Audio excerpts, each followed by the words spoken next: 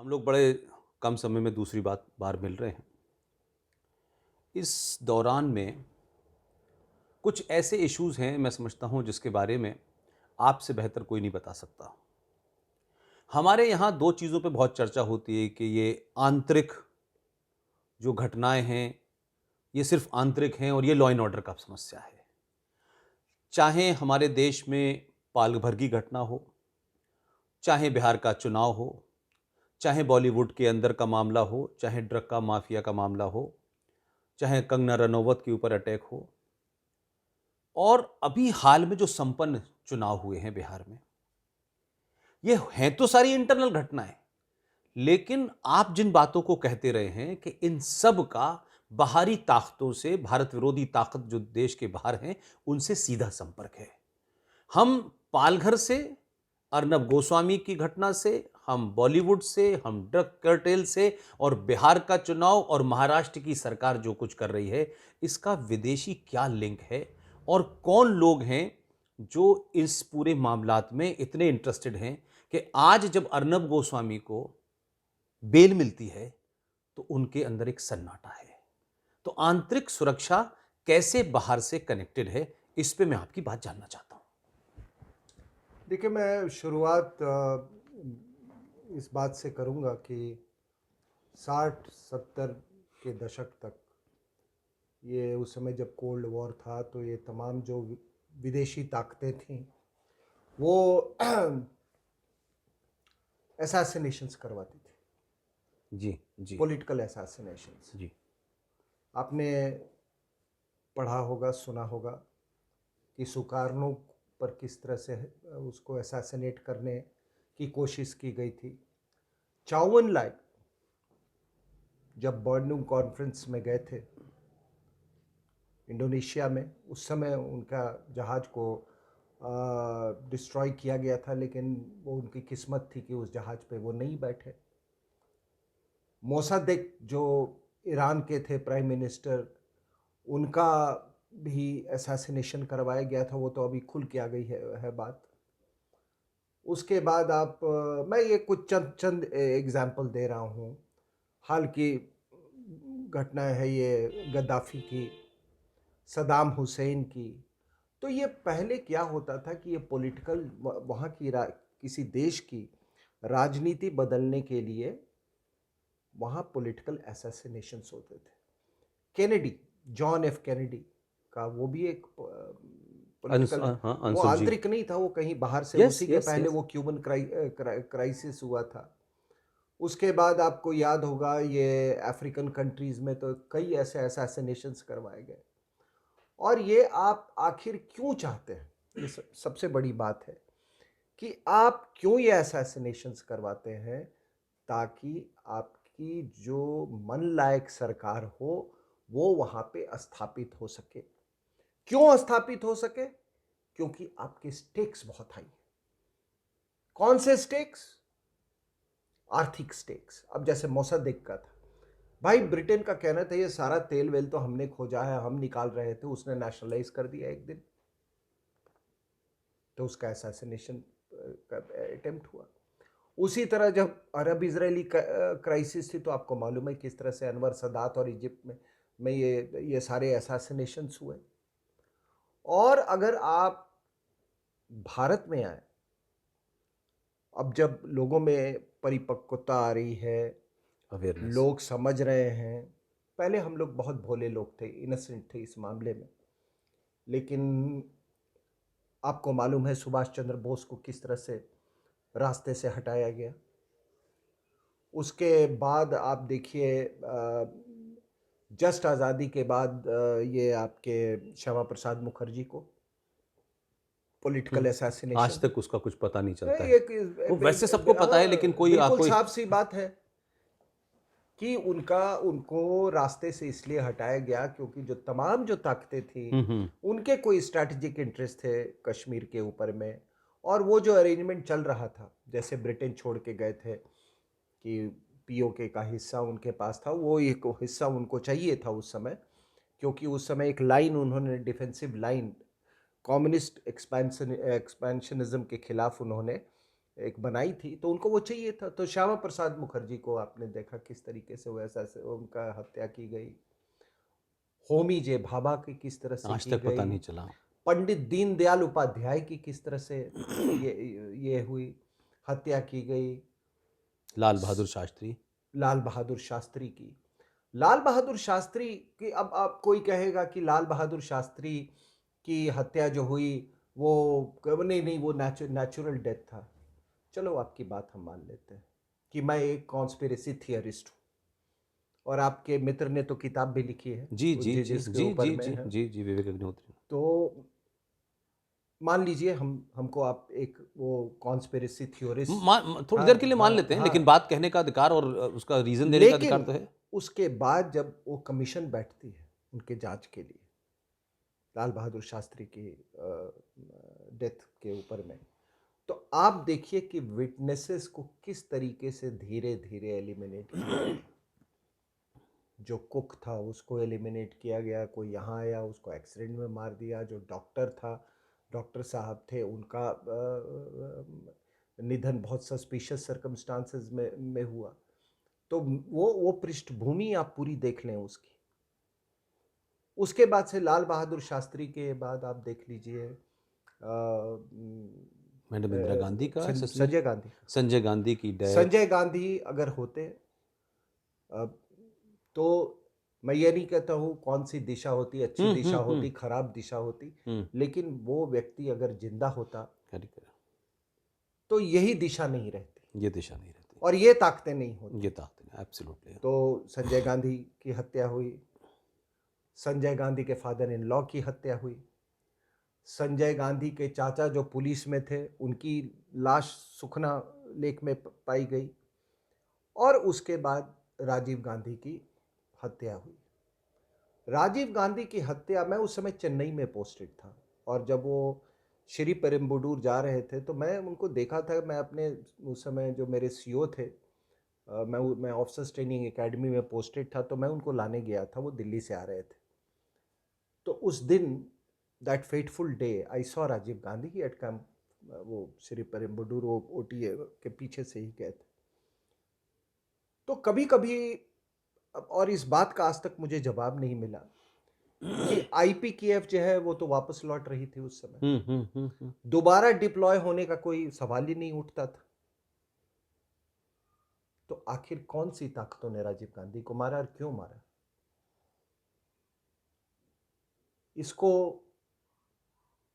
जहां तक श्रीलंकन नीति की सवाल है तो काफी उनको काफी क्रिटिसिज्म झेलना पड़ा था, और उन्होंने एक तरह से वो अबैंडन कर दिया था। तो किन ताकतों ने उनको मारा, राजीव गांधी को? राजीव गांधी के बाद आप तमाम देखें, उसके बाद एक राजेश पायलट की किस तरह से मतलब वो उनकी मौत दुर्घटना बताई गई कि कार हाँ, एक्सीडेंट और बताया ये गया। बहुत बहुत बढ़िया यस, तरीका और है ये माधवराव सिंधिया। तमाम, मैं उसकी छोड़िए, मैं सभी जगह ऐसे ही देखता हूँ, किसी जर्नलिस्ट को मारना है, वो घर से निकल रहा है, कोई ट्रक स्पीडिंग ट्रक आया मार दिया। नहीं, इसमें दो तीन और जोड़े ना सर। जी। सोनिया गांधी की बेटी का ससुर, हाँ वो जी सोनिया जी जी। गांधी की बेटी का देवर यूसुफ सराय में एक छोटे से होटल में आत्महत्या करके डेथ उसकी होती है। उसकी बहन जो है रॉबर्ट वाड्रा की, वो कार एक्सीडेंट में मर जाती है। तो पूरा खानदान मर पूरा जाता है। पूरा पूरा खानदान। तो ये सिलसिला बहुत डीप है। जी जी जी। तो और जी। उसके बाद माधवराव माधव सिंधिया। सिंधिया। तो ये मैंने आपको चंद उदाहरण इसलिए दिए कि आजकल ये जो असैसिनेशंस का एक दौर था, वो एक अपना तरीका है राजनीति को इन्फ्लुएंस करने और का। इसमें ये क्यों नहीं जोड़ते हम, क्या कहते हैं कि क्या मोदी के ऊपर अटेम्प्ट नहीं हुआ? बिल्कुल इसका मतलब है बिल्कुल। कि वो मैं उस ताकतें, समय Modi was a potential challenge for them. जिस अक्टूबर 2013 की बात है, आप तो वहां मैं उस समय पटना। वहां पर उपस्थित था, मैं गांधी मैदान में था उस समय, दैट्स राइट, दैट्स राइट। जब ये बम जब वहां पे फट रहे थे जी वहां जी पे। जी। तो आप देखिए कि ये एक असैसिनेशन एक फैसेट है, एक पहलू है। दूसरा पहलू है कि आप पैसे से, हथियार से, आप अपने टारगेट कंट्री में मनचाहा सरकार लाने में आप उसको इन्फ्लुएंस करते हैं। और ये बात मैं बड़ी जिम्मेदारी से कह रहा हूँ, क्योंकि मैंने अपनी सेवाएं इंटेलिजेंस एजेंसीज में यस दी यस, वो हैं, पूरी दुनिया ठीक है जानती ना। है सर। तो बहुत सारे, मैं नाम नहीं लूँगा, बहुत सारे देश हैं जहाँ पे चुनाव को इन्फ्लुएंस किया गया। आप उसके उसके वो छोड़ दीजिए, आप अपने नेबरिंग कंट्रीज में ले लीजिए। आप अपने नेबरिंग कंट्रीज में ले लीजिए, भंडर नाइक, उनकी असैसिनेशन हुई। ज़ियाउल हक मुजिब की हुई, मुजिबुर भुट्टो की रहमान हुई, मुजिबुर मुजीबुर रहमान रहमान की हुई। मुजिबुर रहमान, वो सबको ही मालूम था कि उस समय कोल्ड वॉर था और वो पूरी पृष्ठभूमि थी, तो उनको, किसी को लगा होगा कि ये सोवियत ब्लॉक का आदमी है, तो उनकी असैसिनेशन है। क्योंकि उसके बाद जो फोर्सेज आई, जियाउर रहमान वाली, जिसकी बेगम खालिदा जिया, जी जी जी जी। वो टोटली दूसरे कैंप में थी। वो एक असैसिनेशन है। तो ये अपने सब कॉन्टिनेंट में जो आपने उदाहरण दिया, भुट्टो को लटकाया गया, वो तो अमेरिकन ने ड्रामा किया था।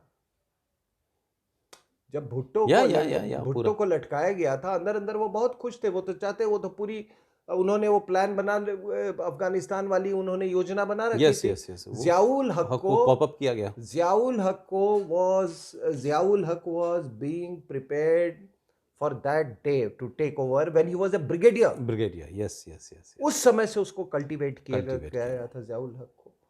जियाउल हक से जब वॉर इन अफगानिस्तान जब खत्म हो गई और उनकी सोवियत फोर्सेस विड्रू, उन्होंने कहा ये तो लायबिलिटी है, उसको तो मरवा दिया बहावलपुर लेके। के आम की पेटी रख दी गई उसमें। वो, हाँ जी, और वो उसके बाद आपने इसका भी देखा, बेनज़ीर। बेनज़ीर भुट्टो यस को। यस। और बेनज़ीर भुट्टो को इस बात का बिल्कुल इल्म था कि ऐसा कुछ होगा, और वो बार बार आप उनके बयान पढ़ जी लीजिए। जी जी, बहुत ऑब्वियस था, बहुत ऑब्वियस था। तो ये, मतलब आप मनचाहा सरकार लाने के लिए, एक तो असैसिनेशंस, दूसरा आप चुनाव को इन्फ्लुएंस करना चाहते हैं,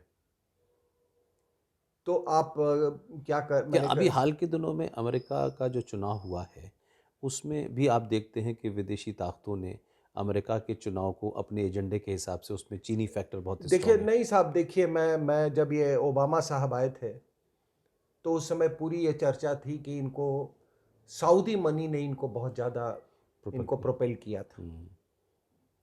और मैं उस समय एक सिंगापुर में एक पाकिस्तानियों के साथ एक ट्रैक 2 था। तो मैं उस समय पाकिस्तानी लोगों के, वो उसमें वो भी था आपका, उस ट्रैक 2 में वो जो इनका इंफॉर्मेशन मिनिस्टर था, वो जर्नलिस्ट मुसाहिद हुसैन। हाँ अच्छा, मुजाहिद, मुजाहिद हुसैन। हाँ, हाँ वो मुजाहिद। वो वो भी हाँ था। जी जी जी। तो ये लोग, सब लोग ना, वो बहुत कैलकुलेट करके ओबामा का मिडिल नेम पर बहुत इसरार कर रहे थे हाँ, हुसैन। कि देखो, हाँ देखो, बराक हुसैन ओबामा बराक। अब हमारा आदमी बन हम, गया। अब यस यस यस। तो ये तो खैर इनकी वो है, वो इनकी खैर, प्रवृत्ति है, ये जी जी। बहुत जल्दी खुश हो जाते हैं, हाँ, बहुत दे आर जल्दी, इमोशनल इडियट्स कुछ हाँ, मामलों में। इमोशनली और बहुत जल्दी डिमोरलाइज भी हो जाते हैं। तो ये उनके उसमें हुआ। आपको मालूम है, ये रशियन फैक्टर का बहुत चर्चा में थी पिछले चुनाव में, और इस बार चाइनीज फैक्टर का है। और ये, मतलब, कोई भी एक आदमी है जिसको थोड़ा सा भी सेंस है, वो ये इस बात को कैसे नकार सकता है कि चाइना के जब इतने हाई स्टेक्स हैं अमेरिका में, जब से वो ग्लोबलाइज उसमें आया, ग्लोबल ट्रेड और इसमें शामिल हुआ, और जब जैसे जैसे वो यूएस और चाइना का dependence, US dependence over China, I am not talking about interdependence, वो इंटरडिपेंडेंस धीरे धीरे डिपेंडेंस पे वो कर रहा था। अब उनके पास, आपको मालूम है कि उनके डीप पॉकेट्स हैं, आपको मालूम है, ये बिल्कुल, ये सबको इस बात का ज्ञान है कि कौन से अखबार वहाँ पे, कौन से मीडिया हाउसेस अमेरिका में चीन ने उनको कब्जा कर लिया है उन पे। सर, आप चाइन के वहाँ की बात कर रहे हैं, यूएस की, भारत के अखबारों को इस मिडिल बीच क्राइसिस में फुल पेज एडवर्टीजमेंट दिए गए सर चाइना। मैं तो आप देख लो ना इसको, हिंदू वाला तो हिंदू, आपने देखा है, yes yes Hindustan times, yes yes yes, full page Hindustan advertisement. Times का। तो ये समझ लीजिए कि ये समझना, ये मान लेना कि चाइना वो इन्फ्लुएंस नहीं करेगा, देन चाइना इतनी ऊपर तक वो नहीं पहुंच सकता, इतना वर्चस्व नहीं हासिल करता जब तक कि उसके पॉलिटिकल लिवरेजेस नहीं होते। अब वो अभी जो कैंपेन चला, आप मतलब ब्लैक्स ऑल्सो मैटर, या ये वाला जो कैंपेन चला, इसका हिंसक रूप था। एक तरह से वो पूरा व्हाइट हाउस को ये वो थ्रेटन करने लगे थे। लेकिन फिर भारत में भी आपने देखा मुस्लिम मैटर्स करके शुरू हो गया, हाँ फौरन उसकी जी कार्बन जी कॉपी बनाई। जी जी लेकिन जी। मैं आपकी बात को घुमा के वापस लाना चाहता हूं। क्या महाराष्ट्र में जो कुछ हो रहा है, जो सरकार वहां, क्योंकि आप शुरू से कहते रहे हैं कि महाराष्ट्र में जो सरकार का कॉम्बिनेशन बना है, ये पूरे तौर से खाड़ी देश और पाकिस्तान में जो गुर्गे बैठे हुए हैं उनके पैसे से फंडेड ये सरकार बनी है, उनकी सपोर्ट से ये सरकार बनी है, जिसमें आप दाऊद का नाम बहुत ओपनली कहते हैं कि ये सरकार के पीछे वो ताकतें हैं। उन ताकतों ने, आप दो दो बड़ी घटनाएं देखें, उन ताकतों ने किस तरीके से महाराष्ट्र में एक चैनल के मालिक को टारगेट किया, एक हीरोइन को टारगेट किया, यानी जितनी भी नेशनल वॉइसेस थी, राष्ट्रवादी आवाजें थी, उनके खिलाफ ये सरकार ने काम किया। और इसी के साथ मैं आपको जोड़ना चाहता हूं, हाल के बिहार के चुनाव में जो भी कुछ आया हुआ है और जो रिजल्ट आए हैं, मैं उस पर लाना चाहता हूं आपको। देखिए, मैं पहले बिहार बिहार जी की जी बात जी जी करूंगा। जी। और बिहार की बात, अगर आप चुनाव का, आप इसका परिप्रेक्ष्य, अगर परिप्रेक्ष्य समझना चाहते जी तो जी जी। ये नक्शा आपको मालूम है, आपके साथ में यस यस, ये तो कई जगह मैं गया करेक्ट हूँ, करेक्ट। हर एक नहीं नहीं, यूनिवर्सिटी। आपने जितना भी, मैंने, मुझे हाँ याद है हाँ लेक्चर किए, हाँ उसमें जब वो नक्शे का रोल था हाँ ना, हाँ। उससे लोगों को क्लियर हो जाता था तो बिल्कुल। वो इस नक्शे को मैं हमेशा, मैंने इस पर समझाने की कोशिश की है। क्योंकि ये जो तमाम ये जो महाराष्ट्र में देख रहे हैं और या बिहार के चुनाव में आप जो देख रहे हैं, वो सारा का सारा कुछ इंटरनल सिक्योरिटी से रिलेटेड है। और आपको तब इस बात का एहसास होगा कि किस तरह से इलेक्शंस इन्फ्लुएंस किए जा रहे हैं, कौन सी ताकतें हैं। अब है क्या कि एक आम आदमी सोचता है कि हम पार्टी हो गई, हम्म। वो CPI-ML आ गया, हाँ उसके उतने सीट आ गए, SDPF आ गया। हाँ वो उसके साथ मिलके अगर चुनाव लड़ता तो वो चुनाव जीत जाता, उसने उसको धोखा धोखा दे दिया वरना वो मुख्यमंत्री बन जाता है। बस इतने सारे ही तो वोट का, कुछ परसेंटेज का वोट का डिफरेंस था, इसलिए वो सरकार हार नहीं बन पाई उसकी। ये तमाम वो आपके इंटरटेनमेंट के लिए वो ठीक है। हाँ हाँ, ये इंटरनल, यस यस एब्सोल्युटली। ये नहीं, इलेक्शंस यू का, यूज द राइट वर्ड, ये हाँ, इंटरनल एंटरटेनमेंट। ये इंटरटेनमेंट के लिए आपके दैट्स वो राइट। आपकी जो समझ है और वो आपके इंटरटेनमेंट के लिए ठीक है। और ये जो रूटीन वे में इलेक्शंस को लेते हैं, रूटीन वे में जिसको इलेक्शंस को लेते हैं कि यार अरे वामपंथी लोग को 19 सीटें आ गई, देखिए वाम। लेकिन इस रूटीन इलेक्शंस जिसको आप समझते हैं, उसमें जो देश विरोधी ताकतें जो हैं, उनका एक बहुत बड़ा रोल है। वो बहुत स्ट्रैटेजी से चलती हैं। कहाँ हमको ये करना है, किस जगह पे हमको चुनाव लड़ना है, हमारा स्ट्रैटेजिक एम क्या, वो पूरा उनका पैन इंडिया डायमेंशन है, चाहे वो जिहादी फोर्सेस हो या ये वामपंथी फोर्सेस हो। तो आप देखिए, मैं इस नक्शे को, अगर ये थोड़ा जियो पॉलिटिकल सेटिंग देखें आप, देखिए ये भारत के आपके पड़ोसी कौन कौन है? पाकिस्तान, वेस्ट, इस्लामिक देश, ठीक है। नेपाल फिलहाल एक वामपंथी देश, एब्सोल्युटली, ठीक है।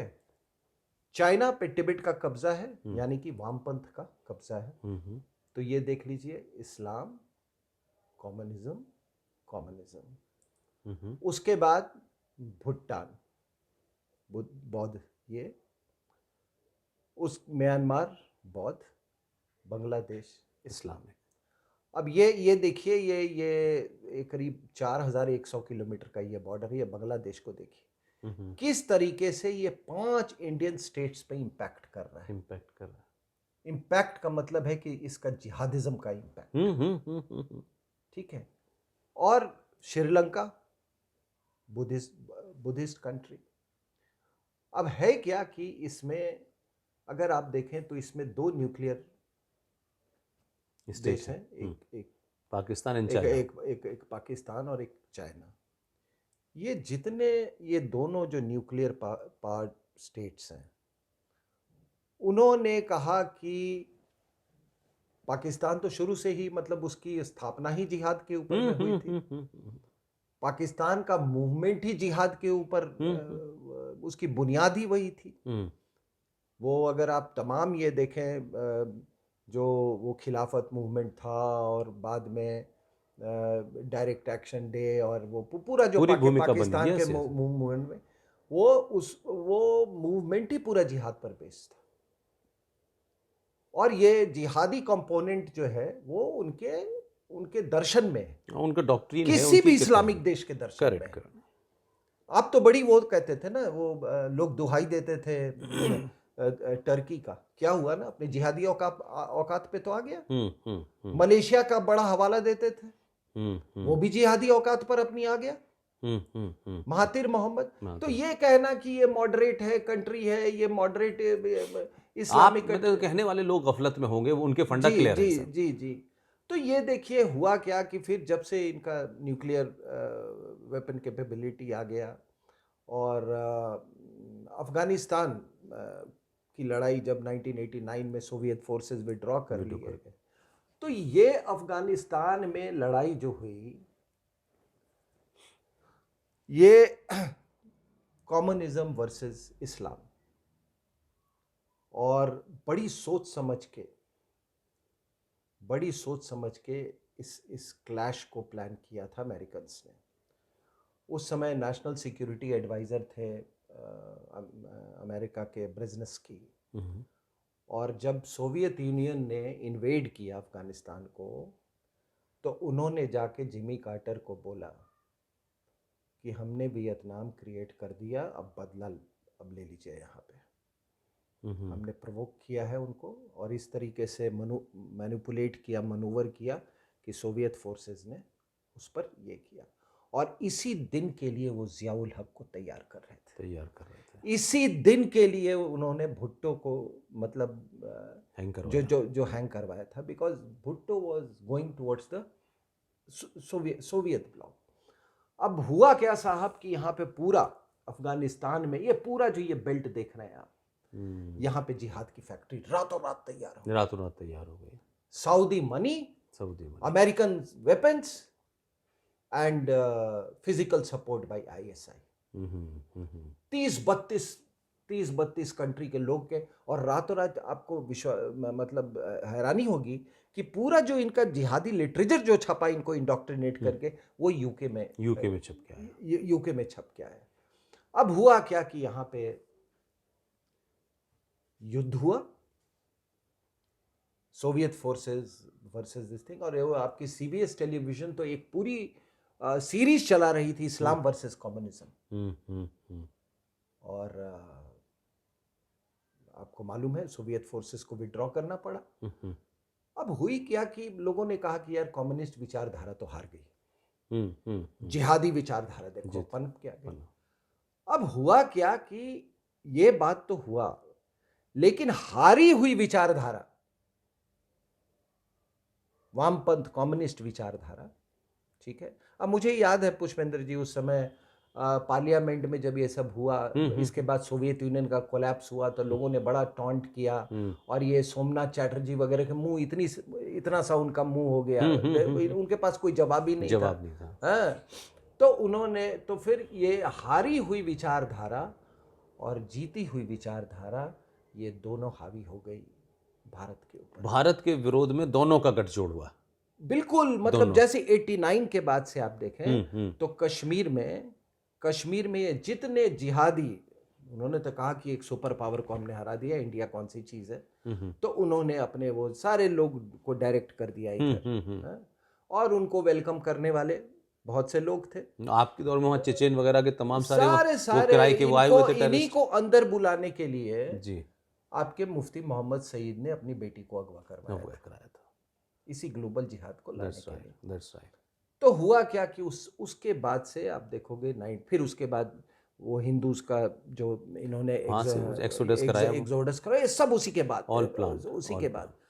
तो मेरा कहने का तात्पर्य क्या है कि जब ये कोल्ड वॉर, जब लोग कहते हैं कि कोल्ड वॉर, हालांकि हमारी मान्यता है कि कोल्ड वॉर खत्म नहीं हुआ था, और अब एहसास होता है कि वो सोवियत यूनियन वो supplanted by China as far as the cold war is concern. ठीक है, उसका उतना रीच और उसका वो इन्फ्लुएंस और वो नहीं होगा। लेकिन ये देखिए, ये इन्होंने फिर सोचा कि ये चलता रहा, कि इन्होंने पूरा अंडर एस्टिमेट किया कि अगर हम सोवियत यूनियन को वो कर सकते हैं तो इंडिया कौन सी खेत की मूली। That's right, that's right. लेकिन यहाँ पर तो भारतीय सेना ने इनको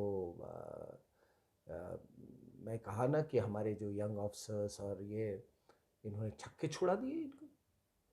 ठीक है, और कुछ जो जिनको इनको प्रिजनर्स लेते थे और इनका इंटरोगेशन करते थे, तो वो कहते थे कि सर हम तो उधर भी लड़े हैं, अफगानिस्तान में भी सोवियत फोर्सेस के खिलाफ, लेकिन आपके लोग तो मतलब ये तो 1 to 1 लग जाते हैं, ये बिल्कुल।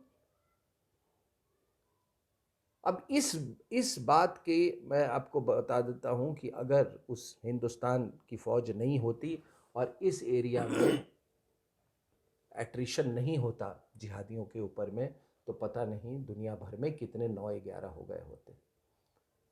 तो उसके बाद ये न्यूक्लियर वेपन्स आया।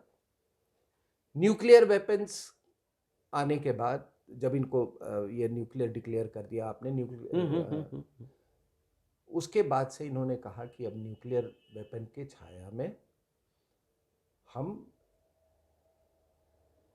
अपना जो प्रॉक्सी वॉर है उसको हम उसको इम्पीटस दे सकते हैं। और इसके खौफ में, न्यूक्लियर वेपन्स के खौफ में, कभी हिंदुस्तान कन्वेंशनल वॉर नहीं करेगा। और उन्होंने उसके बाद ये जो प्रॉक्सी वॉर है उसको स्टेप अप कर दिया, उसका बिल्कुल वो 3rd गियर में आ गए उसके बाद। क्योंकि उनको ये मालूम था कि इतना खौफ है न्यूक्लियर वेपन्स का कि ये कभी कन्वेंशनल वॉर होगा ही नहीं, और हम अपने मर्जी के मुताबिक कैलिब्रेट करते रहेंगे, कभी दिल्ली में, कभी जयपुर में, कभी मुंबई में, कहीं भी हमले करवाते रहो। 26/11 करवा दो, कुछ भी नहीं होगा।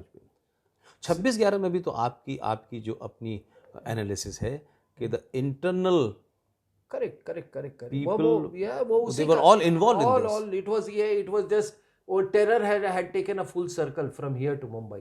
उसमें तो मतलब एक खबर बार बार नहीं आती सिंह साहब, जिस दिन 26/11 हो रहा था, मुंबई में हमला हो रहा था, उस वक्त पाकिस्तान का फॉरेन मिनिस्टर दिल्ली के अंदर IWPC, Indian women press core, जो मेरिडियन होटल के सामने है, 9 बजे प्रेस कॉन्फ्रेंस कर रहा था, वहां बैठा हुआ है, एंड आई वाज देयर, और रात के 3 बजे उनको स्पेशल प्लेन से भेजा गया। या मुमकिन है कि पाकिस्तान के यहां से हमला होने वाला हो और उसका फॉरेन मिनिस्टर आपके देश में, यही शाह मोहम्मद कुरैशी थे उस वक्त?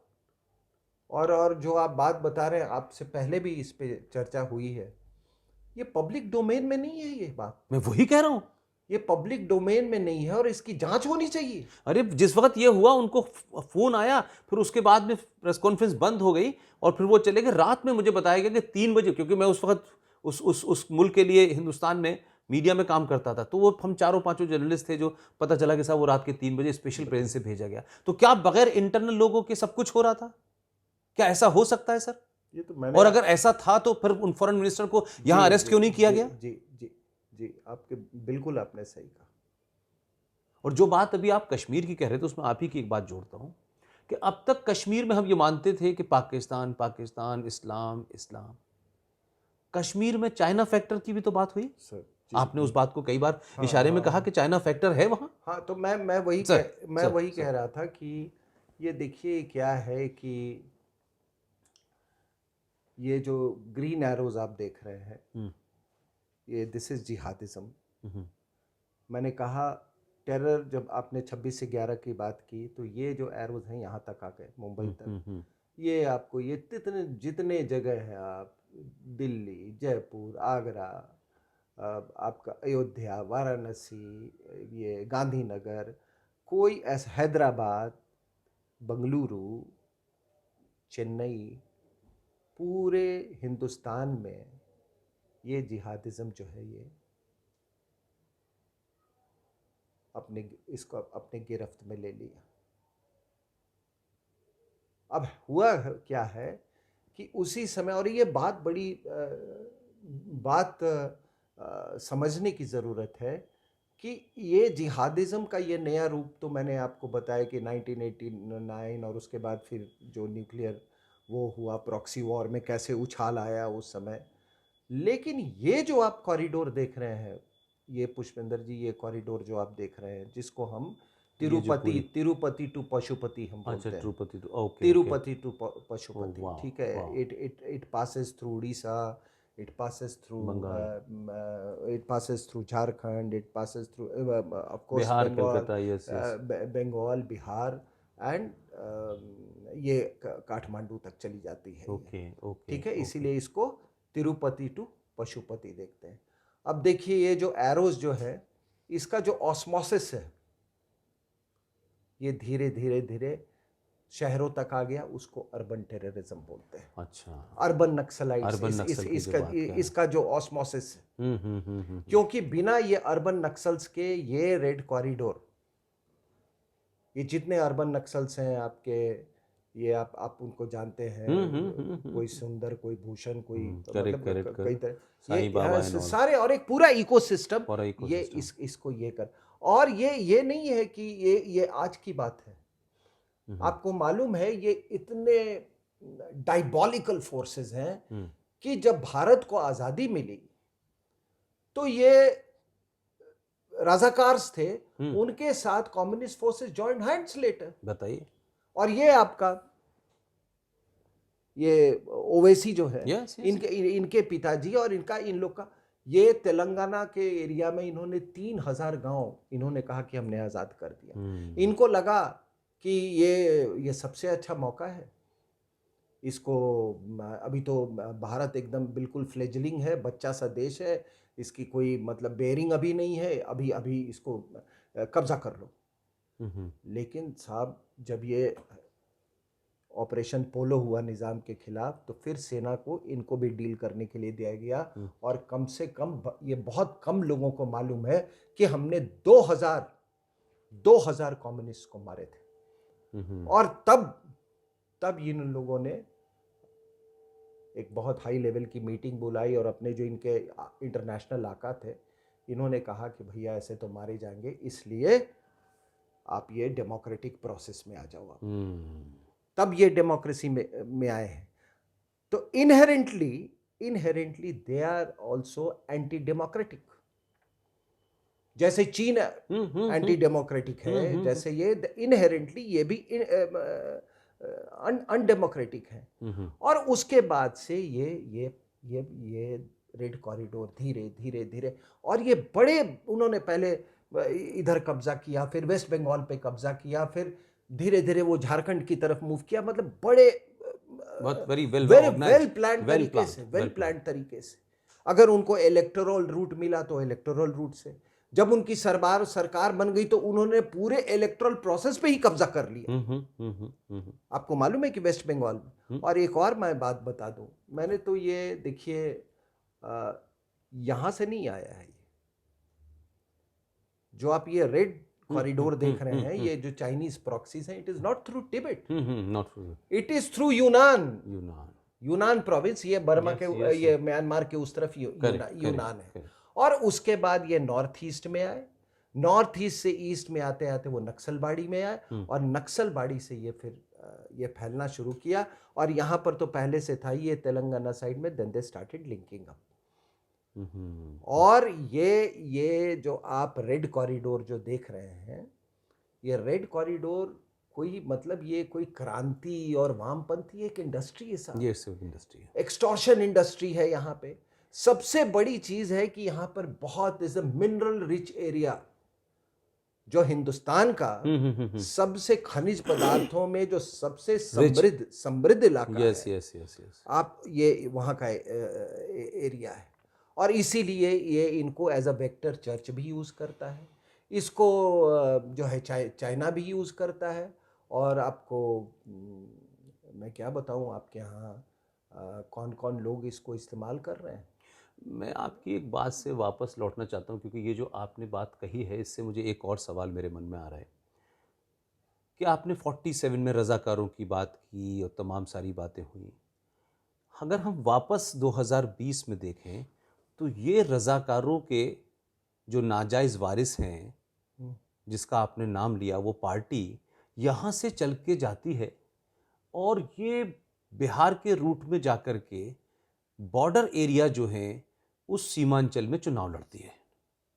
अभी अगर बिहार के चुनाव देखें आप, और यहाँ पर आज़ाद घोषित इस्लामिक जिहादी और नास्तिक जिहादियों के बीच में गठजोड़ हुआ, और उसका रिजल्ट जो आया है बिहार के चुनाव में, इसका भी आप मानते हैं कि विदेशी लिंक है, और जो रिजल्ट आए हैं वो बड़े खतरनाक रिजल्ट हैं, बड़े सचेत करने वाले रिजल्ट हैं। अगर ये पार्टी सत्ता में ना आती तो जिस किस्म का गठजोड़ किया था वहाँ वामपंथियों ने, जिसको मैं नास्तिक जिहादी कहता हूँ, तो ये तो दोबारा फिर 2020 में चल के वहाँ पहुँच गए। इस रेडी कोड जिसकी बात आप कह रहे हैं कि ये चुनाव लड़ने यहां पहुंचता है, ये शुद्ध हिंदी बेल्ट है, ये नालंदा वाली सभ्यता है, तब भी वो वहां पहुंचे।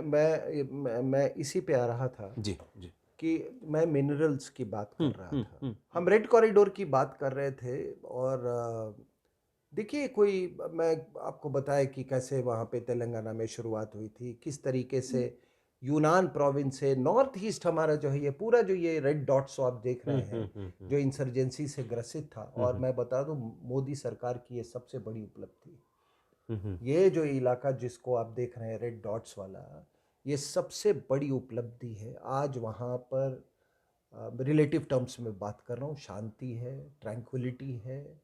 चाहे वो नागालैंड हो या मणिपुर हो या त्रिपुरा। नहीं तो एक ज़माने में पूरी आपकी जो ये नक्सलिज्म जो थी एक्चुअली, जिसको हम एक्सट्रीमिज्म, लेफ्ट विंग एक्सट्रीमिज्म हम बोलेंगे, ये इसी रास्ते से आई थी यहाँ पे। तो यहाँ और यहाँ की मैंने आपको बात बताई।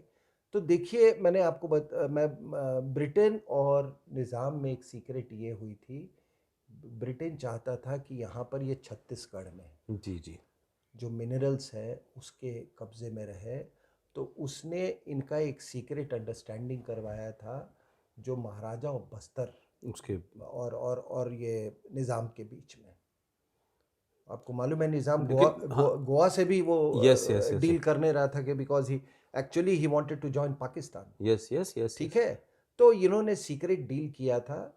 और वो बेचारे जो बस्तर का महाराजा थे, वो 14-15 साल का दैट्स लड़का व्हाट द था। पॉइंट, या ये आपने तो कई बार कहा इस तो बात। सरदार पटेल जब वाह। इंटरिम होम मिनिस्टर थे, तो जब उन्होंने वो फाइल उनके हाथ लगी, तब उन्होंने कहा कि अरे ये कितना डायबॉलिकल प्लान है। कहा कि अभी अभी जो है मंजूर कर लो, अभी और आज़ादी अभी अभी से। अभी। ये किताब है आर एन पी सिंह के द्वारा लिखी हुई, विवेकानंद इंस्टीट्यूट में है। अच्छा। उस किताब में ये बात का जिक्र है। अच्छा। सो आज यहाँ पे ये मिनरल रिच एरिया है। आपको मालूम है, बाकी छोड़ दीजिए, बॉक्साइट और ये सब आयरन वायरन, यहाँ रेयर अर्थ, अच्छा। रेयर अर्थ वो कई वो जो मेटल्स जो हैं, दे आर यूज्ड फॉर आपके इलेक्ट्रॉनिक इंडस्ट्री में। और चाइना ने बड़े चतुराई से 85% जो है वर्ल्ड मार्केट जो है उसको उस पर कब्जा कर लिया है। तो आज स्थिति ये है कि जापान भी उस पर डिपेंडेंट है इलेक्ट्रॉनिक के लिए, वो जो इलेक्ट्रॉनिक्स इंडस्ट्री के लिए। इसलिए आपने देखा होगा कि अभी जापान ने दो इंडस्ट्री लाने की बात की है, उसको सब्सिडाइज कर रहे हैं। एक इंडस्ट्री उनका रेयर अर्थ मटेरियल से डील करता है, और वो इसलिए क्योंकि यहाँ ये छत्तीसगढ़ के इलाके में रेयर अर्थ काफ़ी ओके मात्रा में है, ओके और इसीलिए यहाँ पर आप देखेंगे कि ये जो नक्सलिज्म को चर्च भी इसको सपोर्ट करता है। और जब चर्च करता है तो आप बताइए कि फिर मैडम सोनिया गांधी का भी सपोर्ट होगा। इसी इलाके में कन्वर्जन भी जो है ना, कन्वर्जन भी है, वो बहुत कन्वर्जन का वो सब ये सब part- इकोनॉमिक रीजंस के लिए part है। of the big- ये सब वेक्टर्स हैं। अब आपको मैं बता देता हूं कि इसमें इंटरनेशनल ये रेड कॉरिडोर में कैसे छत्तीसगढ़ में, आप बताइए कि जब विनायक सेन का को जब ट्रायल चल रहा था रायपुर में, तो यूरोपियन कमीशन के लोग यहाँ आए थे। किसके बुलावे पे आए थे? किसके बुलावे पे आए थे? सोनिया गांधी की सरकार थी उस समय, वही सुपर प्राइम मिनिस्टर थी। उसके बाद आपको वो दृश्य याद होगा, महेंद्र कर्मा का जो मर्डर, जो ऐसा मर्डर हुआ था, और बाद में वीसी शुक्ला का, उसको किस तरह से उनको घेर के मारा गया था। वो लोग कॉन्वॉय में थे, ठीक है। अब बताइए, वो तो दोनों कांग्रेसी थे। राज बब्बर पिछले इलेक्शन के पहले इस यहाँ पे छत्तीसगढ़ इलाके में जाते हैं और ये कहते हैं कि ये तो क्रांतिकारी थे, फ्रीडम फाइटर। इसका मतलब कि वो कहना चाहते हैं कि जिन लोगों ने वीसी शुक्ला और महेंद्र कर्मा को मारा, वो लोग क्रांतिकारी थे। ये उन्होंने पिछले चुनाव के, और सुनिए सर, वही नहीं, वहां पर मैडम किसको इंडस्ट्रीज मिनिस्टर बनाती हैं? एक व्यक्ति हैं कवासी लखमा, जिसको हमारे यहाँ एक कहते हैं ना, कहावत है, लिख लोढ़ा पढ़ पत्थल। वो आदमी है, उसको लिखना भी नहीं आता, पढ़ना भी नहीं आता, वो इंडस्ट्री मिनिस्टर है ये छत्तीसगढ़। ये पूरे जो ये हमारा जो मिनरल वेल्थ है उसका इंचार्ज है वो। अब तो इनको माओवादियों के पास अब पैसे की भी कोई ज़रूरत नहीं, मतलब दिल्ली तक वो पैसा भेजते रहते हैं। छत्तीसगढ़ और जो भारत की फाइनेंशियल कैपिटल है, दोनों जगह बैठे दोनों, वही मैं कह रहा हूँ। पैसे का जो, तो ये रेड कॉरिडोर को आप उस नज़रिए से देखें। अगर अब आप इसको अगर इलेक्शन इस नक्शे के पटल पे अगर आप देखें, तो ये जो आप रेड कॉरिडोर देख रहे हैं, ये सिकुड़ रहा था। ये लाल जो है धीरे धीरे ब्लू हो रहा था। तो आपने पढ़ा होगा कि करीब 216 जिले थे, फिर उससे घट के 100, मतलब वर्स्ट इफेक्टेड एरिया। और मैंने ये सारा इसका दौरा किया है। यस 182 घस के आया गया। अब जब राजनाथ सिंह थे होम मिनिस्टर, उन्होंने यही भी कहा था कि हम 2 साल के अंदर में हम इसको खत्म कर देंगे, उनका बयान है। ये इस बारे में तो मनमोहन सिंह ने कहा जी कि सबसे बड़ा he also said on the records। हाँ, देखिए उस सरकार जो मनमोहन सिंह की सरकार थी, इसमें सरदार जी अमेरिका के आदमी थे।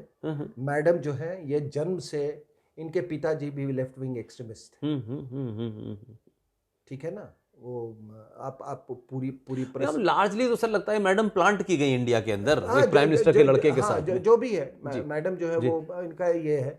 इसीलिए वो आपने इनकी दोनों की जो अलग अलग धाराएं हैं, वो इंडो यूएस न्यूक्लियर डील में सामने आ गए थे। सरदार जी तो ऐसे करे थे कि इनकी तो मतलब पता नहीं सुसाइड कर लेंगे अगर इंडो यूएस न्यूक्लियर डील होगा। और मैडम ने बहुत मतलब अपना क्या बोले, खून का घूंट पी के उन्होंने वो किया, ठीक है, क्योंकि वो वामपंथी से तो बहुत क्लोज थी। इनकी पूरी मैडम की जो वो थी, वो नेशनल एडवाइजरी काउंसिल, ये छटे हुए ये और इसी न्यूक्लियर डील के ऊपर ही तो लेफ्ट सरकार से समर्थन वापस लेके बाहर चला गया था। अब मैं आपके सवाल पे मैं जल्दी से आ रहा हूँ कि ये जो आप रेड कॉरिडोर है, श्रिंक कर रहा था। ये धीरे धीरे कुछ जैसे अबुझमड़ फॉरेस्ट एरिया हो गया, वो सब कुछ ये थे जो खास करके झारखंड उड़ीसा बॉर्डर है, झारखंड बिहार बॉर्डर, ये इलाके जो थे वहां पे था। लेकिन ये धीरे धीरे ये सिकुड़ रहा था। अब इस इलेक्शन में क्या हुआ है, इस इलेक्शन में और हुआ है कि ये जो सेंट्रल बिहार का जो इलाका है, वहां पर सारी जीत आप देखेंगे ये CPI ML का हुआ है। और एक और चीज मैं पुष्पेंद्र जी बता दूं कि चाहे वो माओइस्ट हो, वो अपने आप को CPI-ML कहते हो, हमारे यहाँ CPI-ML को वो कहते हैं मुड़ी कटवा बोलते थे, अच्छा, जो गर्दन काट देते जो थे। गर्दन काट दे, ठीक है। और चाहे वो CPM हो, चाहे ये सब they are various routes, hand in gloves है, they are various routes to one objective. One objective. तो 19 सीटें आई हैं, 12 ये है, ये कभी एक दूसरे की शिकायत नहीं करते हैं, कोई इनका मरेगा नक्सलाइट। अब देखना ये क्या कौन विश्वम है यहाँ पे भी अभी वो एक वहाँ नक्सलाइट मरा था माओवादी, केरला में गया, बोला कि मेरा कॉमरेड है। मैंने यही चीज नेपाल में भी बताई थी, और मैंने वो किताब जो लिखी अनमेकिंग ऑफ नेपाल, आप उसमें पढ़ लीजिए। यस यस यस, और 2009 में उस लिखी समय आपने मैं को। सरकार में था, मैं कहा था कि ये सब ये मत जाओ, सीताराम येचूरी और चारू मजुमदार में कोई फर्क नहीं है। कोई फर्क नहीं है, ये ड्रामे है, नौटंकी है, ये सब एक वही हुआ जो मैंने शंका व्यक्त की थी, या जो मेरा विश्लेषण था नेपाल में। देखिए कैसे जब ये हो गई तो सब एक साथ इकट्ठे आ गए। तो ये 19 की 19 जो है, इसको आप इन सबको नक्सलाइट माओइस्ट मान के चले, ये पूरा एक्सटॉर्शन इंडस्ट्री चला। तो अभी हुआ क्या है कि इस चुनाव में ये पूरा जो इलाका जो है, ये सेंट्रल बिहार का, जो कि बहुत इंपॉर्टेंट हिस्सा है, ये हिस्सा झारखंड से भी लगता है, इसमें गया भी शामिल है इसमें। ये इलाका जो है, ये यहाँ से ये रिवाइव हो गया है। मैं इसमें एक बात और एक और चीज है रिवाइव। मैं आपके साथ Begusarai, yes yes, I was coming on the point, yes yes yes, Begusarai हम लोग गए। और आपको याद होगा कि एक शख्स ने कहा कि आरजेडी के जो मुखिया हैं, उस समय चुनाव हो रहा था, जी जी जी, आरजेडी के जो मुखिया हैं, उनके पास सैकड़ों कॉल, उन्होंने यही कहा था ना कि पूरे दुनिया के हर देश हर देश से, इस्लामिक देशों से, यूरोपियन देशों से, कि कन्हैया के खिलाफ आप कैंडिडेट अपना मत ये कीजिए। उनको क्या इंटरेस्ट था बताइए? मतलब मार्किंग देखिए उनकी कि बिहार में पर्टिकुलर कॉन्स्टिट्यूंसी और कहाँ उनका आदमी है। और इस बार साथ आ गए, इस बार ओपन आ गए, इस बार ये साथ आ गए। करेक्ट। तो मैंने जैसे कहा कि CPI-ML, माओवादी, जो भी वो CPM, ये सब दे आर डिफरेंट रूट्स।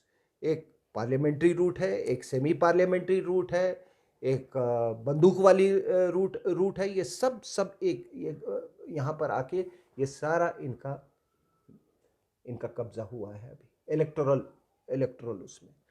और जिस तरीके से ये CPI और CPI के सब एक ऑब्जेक्टिव के लिए, उसी तरह हिंदुस्तान में जितने जिहादी ऑर्गेनाइजेशंस हैं, उन सब का ऑब्जेक्टिव एक, क्योंकि किताब एक है। तो अगर हैदराबाद से, वो याद कीजिए, वो तेलंगाना वाला आजादी के बाद जब इनको ये फोर्सेस जब यहां जाती हैं, दैट्स राइट, ये फोर्सेस पैन इस्लामिक फोर्सेस, तो आप समझिए कि ये ग्लोबल जिहाद का, ये एक ग्लोबल जिहाद has reached this corner of Bihar, जिसको सीमांचल बोलते हैं। और मुझे याद है अभी मैं एक डिबेट में था, आई थिंक न्यूज़ नेशन या किसी में, तो मैंने इनको बोला कि वो क्या नाम है, वो शोएब जमई क्या कुछ ऐसे करके है वो, या उसने कहा, मैंने सुनी थी, उसने कहा था कि सीमांचल में दिखा देंगे। I remember it. तो मैंने कहा कि तुमको अगर CA के इतना, तो चलो देख लो, जीत के दिखा दो उधर बिहार में। इलेक्शन आ रहे हैं, तो बिहार तो नहीं जीता, लेकिन उसने वो बात कही थी कि आप देखिएगा कि सीमांचल में क्या होता है, हम दिखा देंगे हम क्या है। और सीमांचल इन्होंने क्यों चुना है? सीमांचल इसलिए चुना है सर, क्योंकि ये एक थोड़ा सा स्ट्रिप है वेस्ट बंगाल का, वरना किशनगंज का जो एरिया है, it almost it's in the vicinity of Bangladesh. और अगर आप अलकायदा का, अगर वो जितने उनके स्टेटमेंट्स आए हैं वो पढ़ें, इस्लामिक स्टेट का वो पढ़ें, तो उन्होंने ये कहा कि इधर से कश्मीर से नॉर्थ में जिहाद और ईस्ट में बांग्लादेश से जिहाद, और दोनों मिलके। अब आप देखिए बांग्लादेश से किस तरीके से एरोज जो है ये रेड कॉरिडोर से मिल रहे हैं। ये बिल्कुल मिले हुए हैं। उसका स्वरूप, उसका पूरा दृश्य आपने जवाहरलाल नेहरू यूनिवर्सिटी में देखा, आपने शाहीन बाग में देखा कि इनका गठजोड़ किस तरीके से, मतलब आप एक मंच पर आपने शाहीन बाग तो में, पहले ये पॉलिटिकली साथ आए और फिर उसका कल्मिनेशन हुआ दिल्ली के दंगों में। That's what, yes yes yes yes yes, कि मतलब वो उसका जिहादी रूप था। मतलब जब शाहीन बाग जो था, जब आप डेमोक्रेसी से नहीं जीते, धरने प्रदर्शन से नहीं जीते, तो आपने वायलेंस वो किया। पॉलिटिकल। और देखिए एक बात आप बोले कि अगर कोई, मैं ये नहीं कह रहा हूं कि रिश्ते ऊपर नीचे होते हैं, अंतर्राष्ट्रीय रिश्ते, लेकिन अगर आप, कोई भी शख्स ये उम्मीद करता है कि माफ कीजिएगा, बांग्लादेश या पाकिस्तान से आपका मोहब्बत का रिश्ता हो सकता है, सवाल ही ना, वो मोहब्बत का रिश्ता कभी नहीं होता है जब तक आपके संस्कृति के बीच में मजहब की दीवार रहेगी। बिल्कुल नहीं होगा। तब तक मोहब्बत नहीं होगा और तब तक जिहाद जारी रहेगा, क्योंकि उनका अपना ये मानना है, ये जितने हमारे पाकिस्तान और ये या पाकिस्तान परस्त लोग, उनका ये नहीं मानना है कि हम ये मेजॉरिटी कंट्री में हम अपना धर्म प्रैक्टिस कर रहे हैं। वो मानते हैं कि किसी वजह से, किसी हिस्टोरिकल टर्न ऑफ इवेंट्स के कारण जो ये लोग थे ये मुसलमान नहीं बन पाए, हम इंतजार करेंगे कि जब तक ये मुसलमान नहीं बन जाते। तो वो जब आपकी ऐसी धारणा हो तो वो आप फिर ऐसे में लेट करेंगे नहीं। अब है क्या कि आपने जब पूछा बिहार के चुनाव में, तो आप देखिए नक्सल्स और जिहादिज्म, पैन इस्लामिज्म और माओइज्म को शाहीन बाग और जेएनयू में देखा, उसका किस तरीके से यहाँ पर कब्जा हुआ है। और ये बता दें आपको कि ये पूरा पिछले चुनाव में भी मुझे कहा गया था कि खास करके भागलपुर, पूर्णिया, ये सब इलाके में बांग्लादेश के ज़रिए आईएसआई ने बहुत पैसा वहाँ पर भेजा था इलेक्शंस के लिए। चलो वो आप हमको कॉन्स्पिरेसी थ्योरिस्ट मान के चलो, ये, लेकिन अब मैं आपको एक पैटर्न बनाने की कोशिश कर। अब ये हैदराबाद से उठ के यहाँ पे गया है, तो इसमें आप क्या सोचते हैं कि इसमें पॉपुलर फ्रंट ऑफ इंडिया अलग है, क्या जमायते इस्लामी अलग है? ये भी they are all routes to the same objective. और जो शर्जिल इमाम ने, जब आपने ये इलाका कब्जा कर लिया, तो शर्जिल इमाम ने जो बोला था ये सिलीगुड़ी कॉरिडोर का, कि हम सिलीगुड़ी कॉरिडोर को हलाल कर देंगे, चिकन नेक को हलाल कर देंगे, जो शार्जिल, ये इस चुनाव के नतीजे अगर आप इस पटल पे देखें, मैं वही समझाने की कोशिश कर रहा हूं। मैं वही समझाने की कोशिश कर रहा कि देखिए ये रेड कॉरिडोर है, यहां कब्जा, मतलब इलेक्टोरल कब्जा, फिर से उनकी, मतलब एक नई जान इसका मतलब वो असेंबली में बैठेंगे। नहीं, and it's very well planned. It is not that this man Owaisi has suddenly shifted here. Yes. And it is not incidental that people supported him. क्योंकि यहाँ पे आप बताइए, ग्लोबल जिहाद तो किशनगंज में बहुत दिन से था। वो 4 डिस्ट्रिक्ट जो हैं, आपने कभी सुना है कि कोई हिंदू जीता है कभी किशनगंज से? ये जितने सेक्युलरिस्ट लोग ये बता दें, तो ये है इसका, ये इस उस पे आप देखिए, इस नजरिए से ये हम वही कहे ना, आप तो इंटरटेनमेंट के लिए आप टीवी में देख रहे हो, अच्छा उसका बढ़ के 22 से 23 हो गया, अरे अच्छा 23 से घट के 21 हो गया, वो आपके लिए इंटरटेनमेंट हो सकता है। हम लोग सिक्योरिटी एनालिस्ट,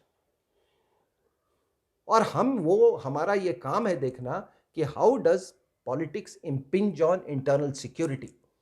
तो आप ये बताइए, आप जस्ट मैप में आप देख लीजिए कि ये इसका लिंकेज देख लीजिए, फिर ये सिलीगुड़ी कॉरिडोर का देख लीजिए, और देखिए ये जो मैप आपने बनाया ना, ये तो मैप कभी किसी के पास है ही नहीं है, तो आपका अपना क्रिएट किया हुआ है, और इसको बहुत खूबसूरत तरीके से आप पिछले 2-3 साल से मैं देख रहा हूं। इसमें इतने सारे ये इनोकुअस सब मैप लगता है, यस, लेकिन ये इसमें इतने सारे वो चीजें अंदर में छुपी हुई हैं। हाँ, लेकिन मैं एक परिप्रेक्ष्य में आपको बात कर रहा हूं।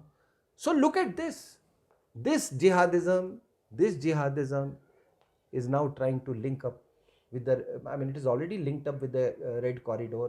इसमें कुछ कमी आ रही थी इस बिहार इलेक्शन के, और जब वो कन्हैया वाली बात से आप इसको जोड़ वो तो के बिल्कुल बिल्कुल एकदम ऑब्वियस है, उसमें कुछ छुपा ही नहीं है। वो जो बात आपने कहा जब लास्ट टाइम गए थे, तो ये बात तो थी वहाँ पर, ये बात तो थी। और पिछले बार ये लोग अलग अलग और थे। आप क्यों सोचते हैं कि ये तमाम, हम और आप जिस होटल में थे उसमें वो भी था, वो क्या, अरे वो जावेद अख्तर भी हाँ, था, वो किताबें कुछ, ये कौन, ये एक आजकल एक लड़की है कोई, अरे सौरा भास्कर, हाँ हाँ हाँ हाँ, वो सारे उसी होटल में ठहरे हुए थे। ये भी थी, उसकी पत्नी भी थी शबाना, ये सब लोग वहां पे घूम रहे थे। वही मैं कह रहा हूँ। ये क्यों घूम रहे थे बताइए। इस गठजोड़ के लिए, इस गठजोड़ के लिए, जिहादी और माओवादी का गठजोड़। और आप इन लोगों को जो है समझते हैं, क्या कहते हैं, आप बड़े लिबरल हैं, ये तो बड़े मॉडर्न हैं, तो पीर फकीर कव्वाली मैंने शायरी कहा था, सबका एजेंडा एक ही है। मैंने कहा था कि जो हमारे यहाँ जो वामपंथी विचारधारा के लोग हैं ना, कि विचारधारा नहीं, बेसिकली दे आर जिहादीज। उनको आप ऐसे कह सकते हैं, दे आर नास्तिक जिहादीज। नहीं, वो जितने कट्टरपंथी होंगे वो एसेट है कम्युनिस्ट के लिए। और हिंदू अगर वामपंथ वाला है, कम्युनिस्ट है, तो जब तक वो अपने धर्म को गाली नहीं देगा तब तक वो कम्युनिस्ट हो ही नहीं सकता। हमने हो नहीं सकता। और जो जिहादी मजहब से जिसका कुरानिक मजहब से जिनका है, वो मजहब पहले है, बाद में वो है, तो भी उसको भी सब नौटंकी हमने देखा है।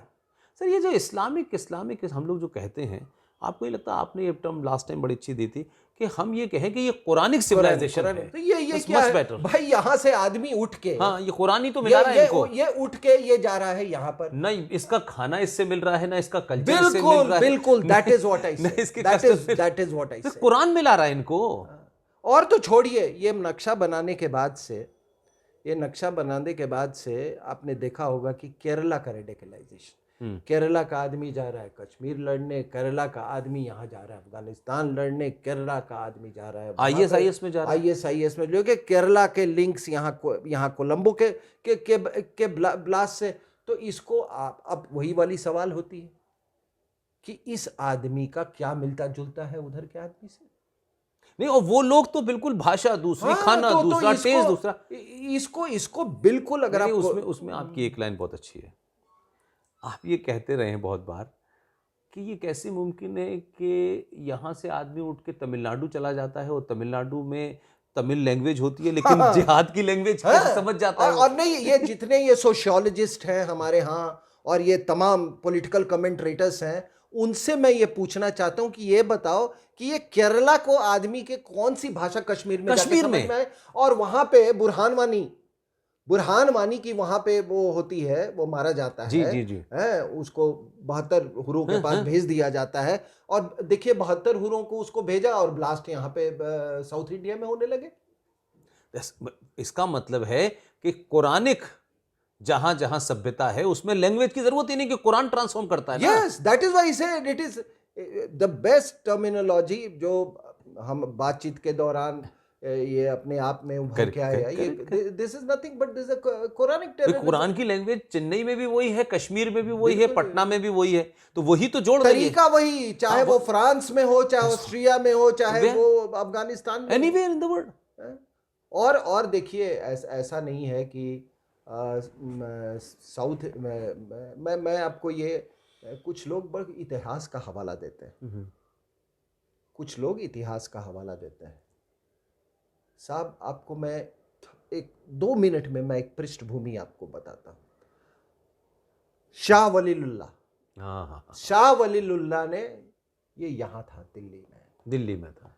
इस आदमी ने यहाँ अफगानिस्तान अहमद शाह अब्दाली को बोला कि यहाँ पर आके हमला करो, मराठा जो है हमारे नाक में दम किए हुए हैं, ठीक है। और फिर ये लोग कहेंगे कि हम तो यहीं के थे, इसी मिट्टी के थे। तो सर शाह वलीउल्लाह कहाँ मरा है? शाह वलीउल्लाह की मजार ही तो है दिल्ली में। अच्छा, अभी रिसेंटली, आई एम जस्ट एक लाइन, शाह वलीउल्लाह को आप ऐतिहासिक पर्सपेक्टिव में देख रहे हैं, बट 2019 में 2020 में शाह वलीउल्लाह जिंदा है दिल्ली के अंदर। दिल्ली के स्टेट माइनॉरिटी कमीशन का चेयरमैन प्रोफेसर जफरुल इस्लाम ने खत लिखा ओआईसी को कि आप भारत के अंदर जो है हिंदू ब्रिगेड को सबक सिखाइए। ये खत लिखा, वो कॉन्स्टिट्यूशन पोजीशन पे है प्रोफेसर जफरुल इस्लाम, उसने भी चिट्ठी लिखी थी और शाह वलीउल्लाह ने भी चिट्ठी लिखी थी। तो हम तो इतिहास से भी नहीं सीख रहे और आज भी शाह वलीउल्लाह हमारे बीच में मौजूद है। जी, शाह वलीउल्लाह को अब देखिए, जब अब आप लोगों को, आम आदमी को ज्ञान नहीं हो तो उसको किस तरह से गुमराह किया जा सकता है।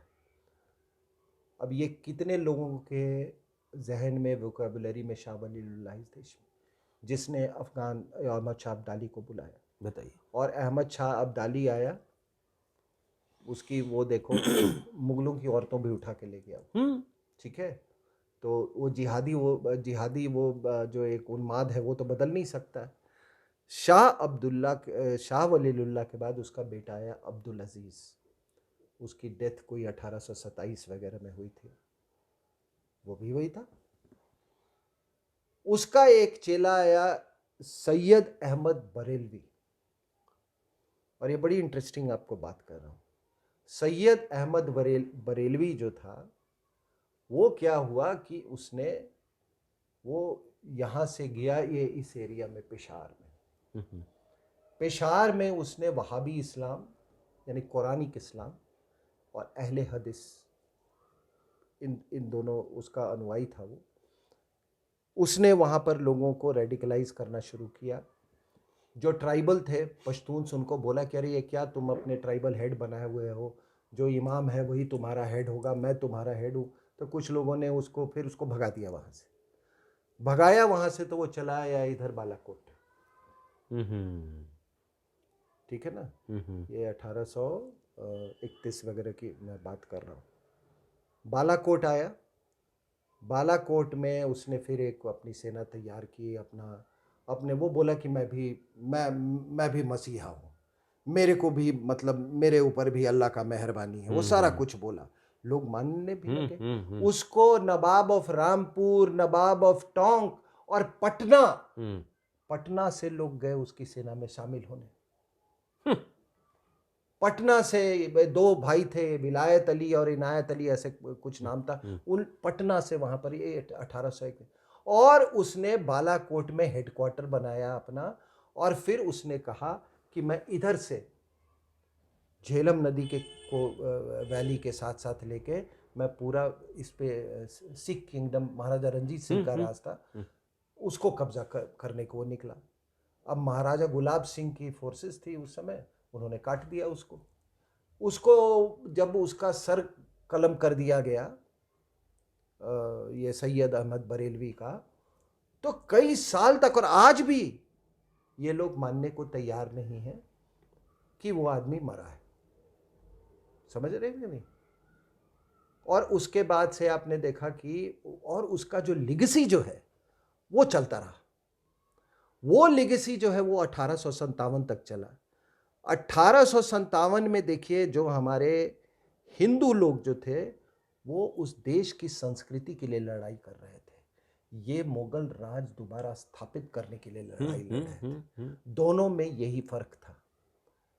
और इसीलिए कई लोग थे जो कि नाना फडणवीस वगैरह के, वो मेरठ की तरफ से आ रहे थे। लोगों ने कहा कि रास्ते में कहाँ जा रहे हैं, फिर से तू मुसलमान को यहाँ का राजा बनाएगा। वो वापस चले गए वहाँ से। तो ये 1857 में हुआ। फिर इनको सेटबैक लगा, फिर देवबंद लेकिन मैं बालाकोट की बात कर रहा हूँ। इतने साल के बाद ये मोदी साहब के ही किस्मत में, उन्हीं के किस्मत के हिस्से में था कि उन्होंने बालाकोट में जाके वो सैयद अहमद बरेलवी की जगह, जहाँ उसको यहाँ लोग सब कॉन्टिनेंट, ये जो अपने मुसलमान अभी भी बहुत उसके, मतलब उसको मसीहा मानते, जाके हमारे एयरफोर्स ने उसको, आपको मालूम है अभी क्या किया, बालाकोट में ध्वस्त कर दिया। तभी तो वो रशीद जो उनका कि रो रहा था पार्लियामेंट में कि अजहर साहब का जो वो था, वो पूरा जो कॉम स्कूल था वो ध्वस्त हो गया, वो रो रहा। फिर आप आइए ये 1857 के बाद आप ये देख लीजिए, फिर डिमांड फॉर पाकिस्तान, फिर खिलाफत मूवमेंट, फिर उसके बाद स्वामी श्रद्धानंद की हत्या। स्वामी श्रद्धानंद 1926-27, या 21 के आसपास की बात। हाँ ऐसे ही। उसमें गांधी जी ने जानते क्या लिखा था शुरू में? हम्म, उन्होंने कहा कि इस्लाम का जन्म ही हिंसा के वातावरण में हुआ है। हम्म, तो बड़ी हल्ला शोरगुल हुआ। तो फिर वो यंग इंडिया उस समय निकालते थे, तो यंग इंडिया में उन्होंने कुछ उसको टोन थोड़ा डाउन किया होगा। टोन डाउन करने की कोशिश की। उसके बाद आपको वो बताया कि जिस व्यक्ति ने वो किताब लिखी थी लाहौर में, जी रंगीला हाँ जी, रसूल, रंग रसूल, उसमें हाँ आपने लास्ट टाइम हाँ बताया था। उस पर वो क्या हुआ था। फिर आप देखिए ये डायरेक्ट एक्शन डे, और फिर आप ये देख लिए ये हैदराबाद और ये जितने ये मुस्लिम स्टेट्स थे उनका जो रोल रहा आज़ादी के बाद से।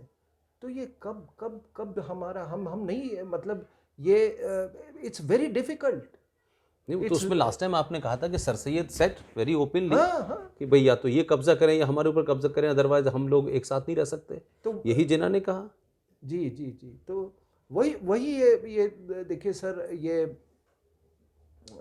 अब ये रिकन्सिलिएशन नहीं है, संभव नहीं अगर है। अगर मैं आपकी इस बात को जो आपने एनालिसिस की इसको ऐसे समराइज करूं कि आप मानते हैं कि 1947 से पहले क्या हुआ, मुगलों में क्या हुआ, अरब आए, फिर आपके अकबर हुए, औरंगज़ेब हुए, बाबर हुए, इस तमाम सारी घटनाएं हैं।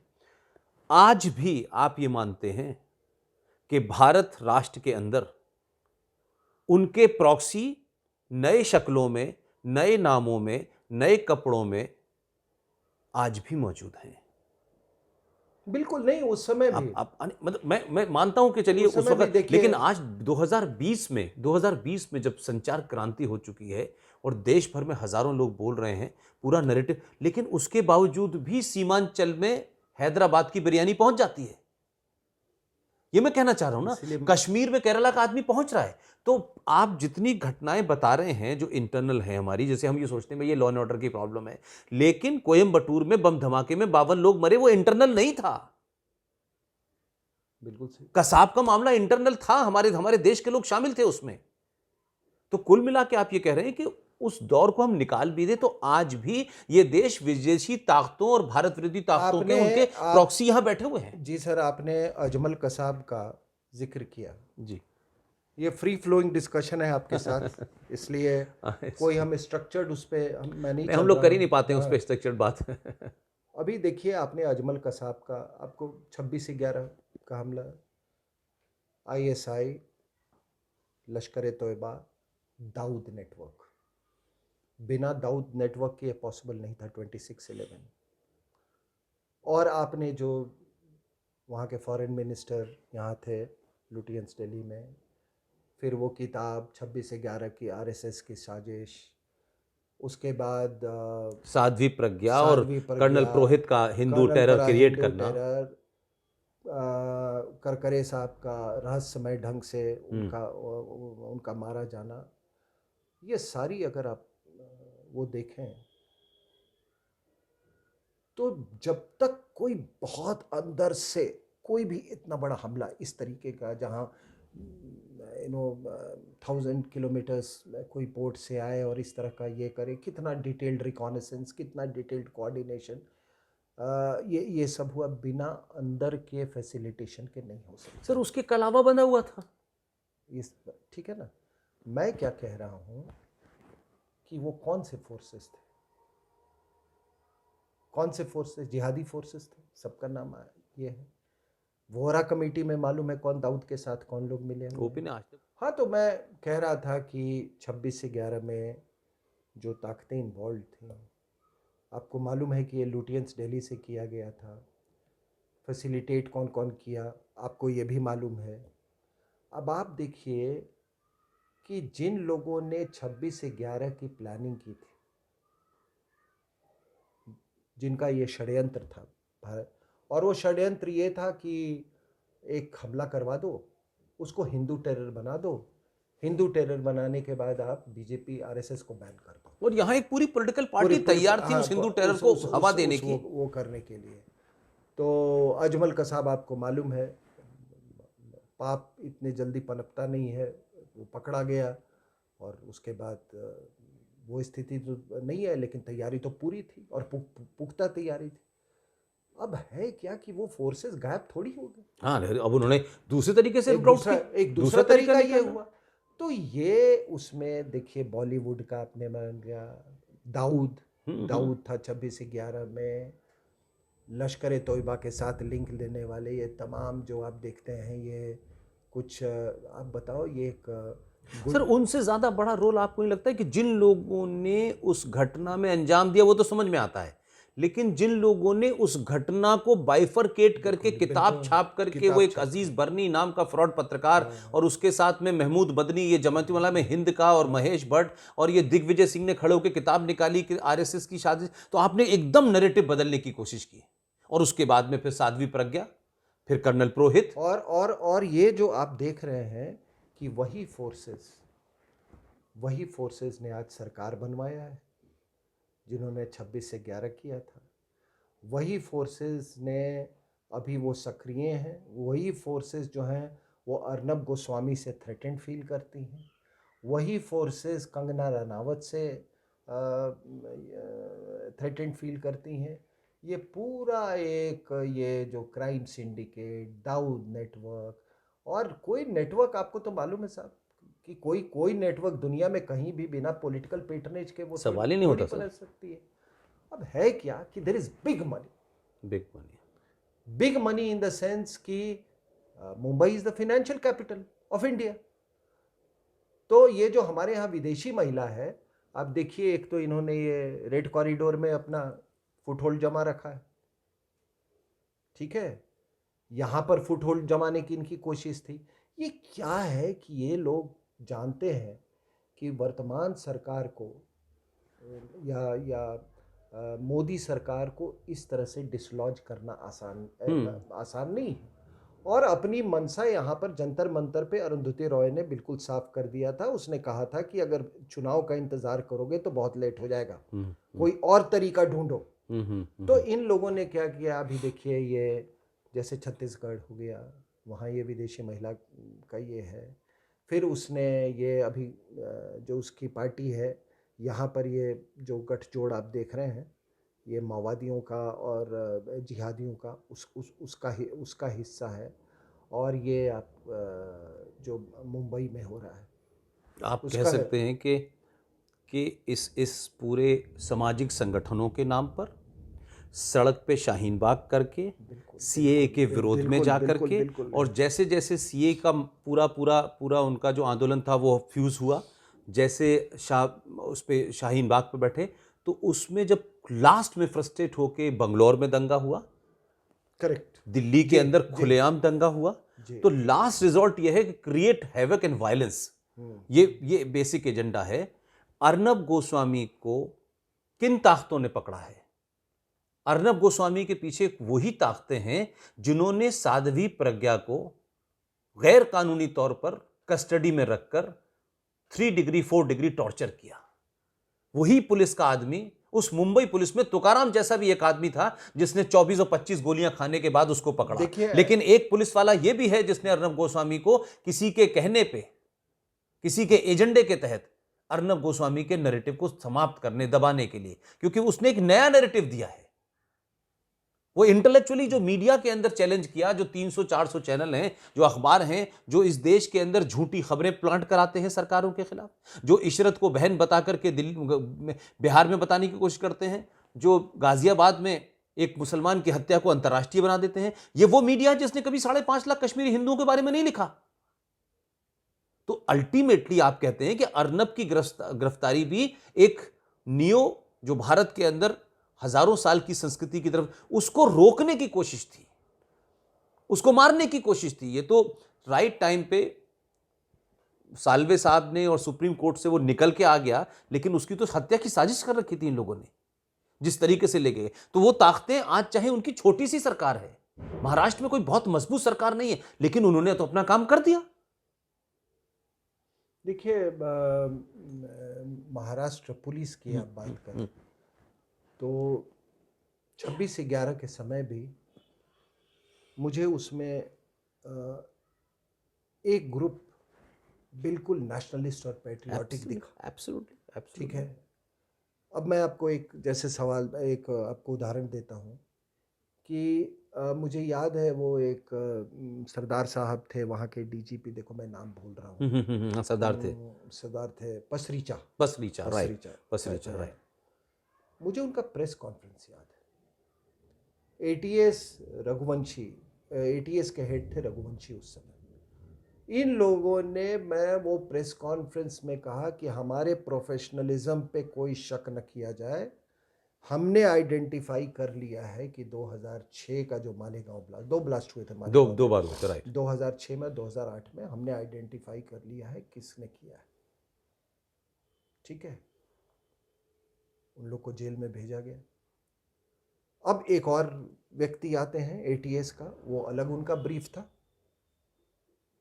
उस जमाने में वो एक you can call him a middle rank officer, यहाँ पे आते थे वो एमएचए में, और ये used to take orders from the home minister कि आगे क्या षड्यंत्र करना है। तो उस समय भी दो फाड़ थी।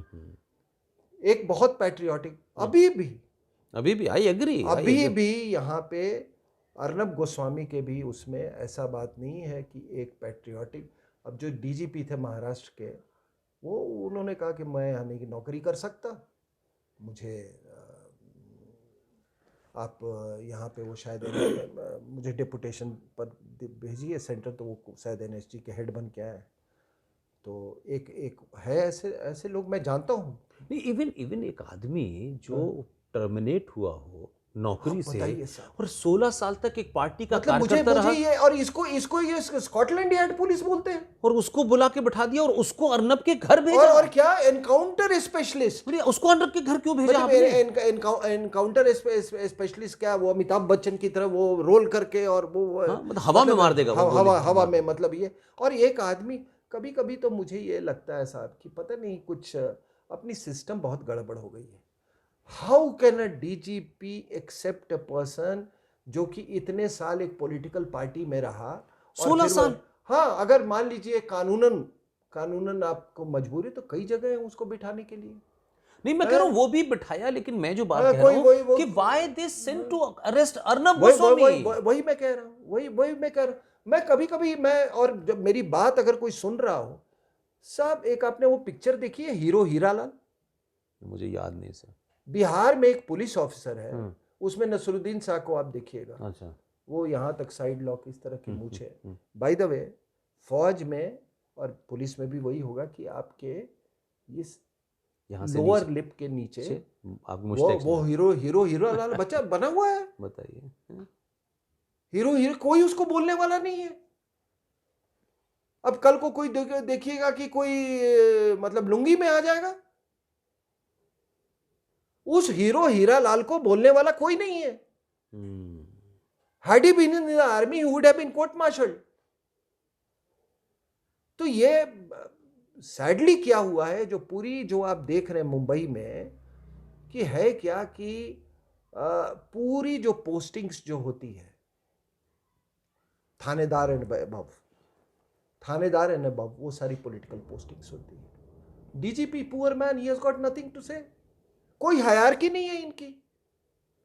तो ये जो अभी वहां का जो कमिश्नर बना हुआ है, अच्छा क्या है कि आप जब ऐसे उसमें रहते हैं ना, एनवायरनमेंट में, जहां बॉलीवुड हो, जहां पर ये हो, हाई ग्लैमर, जैसे एवरीथिंग इज देयर, पैसा हो, ग्लैमर हो, I mean everything is there, unaccounted तो मनी। आपकी जो सोच, कई लोग सबवर्टेड हो जाते हैं उसमें। फिर उनका जो सेटिस्फैक्शन का जो लेवल है वो भी बहुत बड़ा है, तो फिर वो करोड़ों अरबों में डील करने लगते हैं। तो उसी का परिणाम देख रहे हैं।